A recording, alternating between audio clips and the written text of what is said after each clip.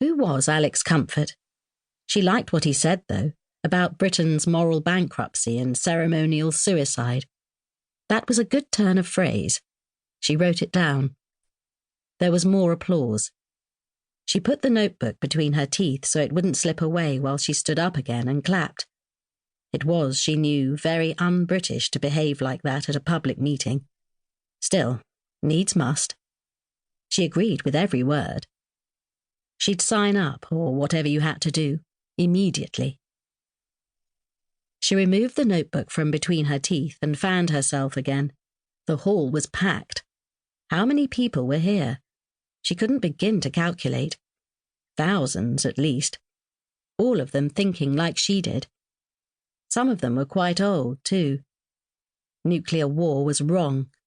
What did it matter if Russia had won the space race? So what if they could fire an H-bomb from a Sputnik? Didn't mean the West had to copy them. America and Russia were like roosters sharpening their spurs. Or was it a game of chicken? The first to blink. Bam! Armageddon.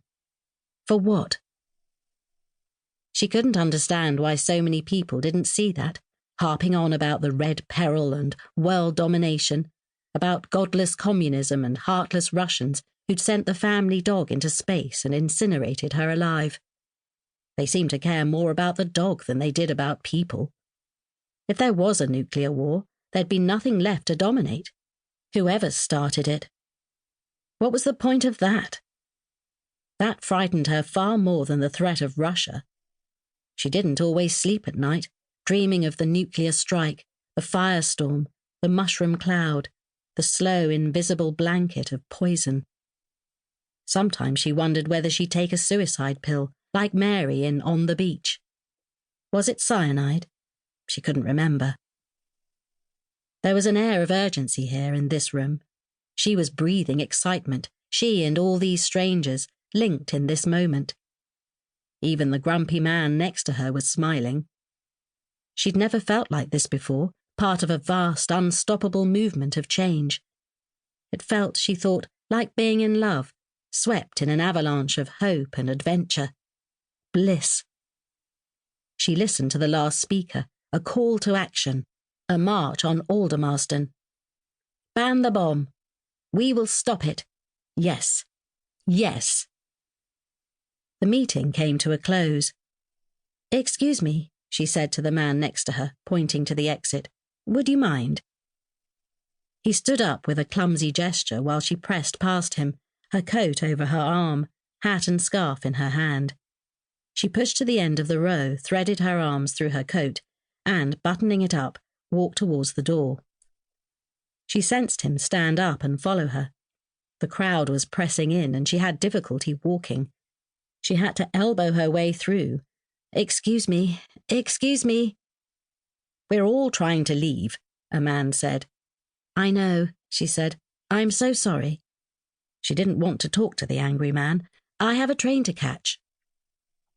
She pushed out into the open air, stepped into Storey's Gate, and cut into Great George Street. The crowd was less dense there. The February night had turned for the worst, so she stood on the corner, tying the belt of her coat tight, clamping her red felt hat to her head, and muffling her neck with her scarf.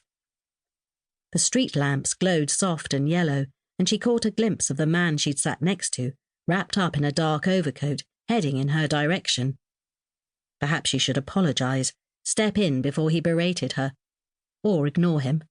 She'd probably never see him again.